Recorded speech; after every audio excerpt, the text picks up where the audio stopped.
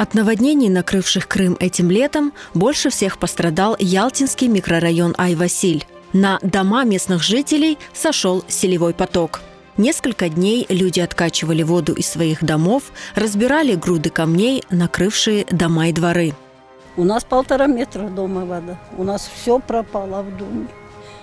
Bütün şeylerimiz, sağıt sabalar hepsi ana kuşkada duruyor. Taş dibindeler hepsi şeyimiz. Мы еле себя спасли через окно. Вытащили 8 adam. Дедушку вытащили 8 adam. 4 tanesi uyandı. 4 tanesi bir yattı. Karaska kravатları. Спустя 3 месяца местные жители все еще борются с последствиями стихии, расчищают дворы и восстанавливают дома.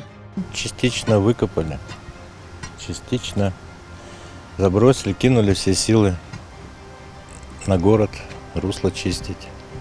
Кажется, вернуться потом. Как русло почистят, после города сказали вернуться. Я не знаю, правда это нет, но надеемся. Потому что еще до конца вот 70% раскопали, а так все закопано, видите. Вот.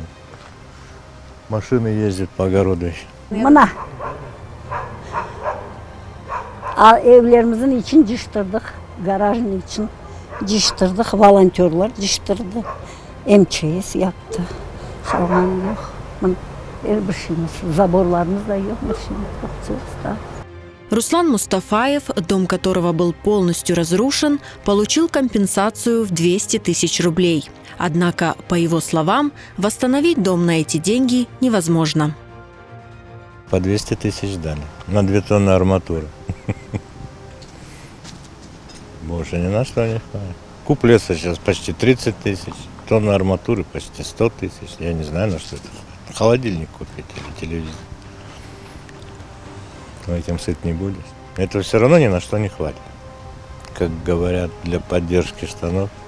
В конце августа из федерального бюджета было выделено дополнительно 930 миллионов рублей на ремонт придомовых территорий в Керчи и в Ялте.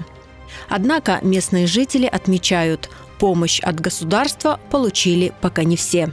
Bilmiyim, ben o şeylerin bir şey bilmiyim, bir şey bilmiyim. Bizge айтылмай, bilmiyim, bir şey. Komşular айтылар, что ничего не получили, не знаю. Может, дадут, керек mi, bir şey керек mi, bizge документlerimizin yazık.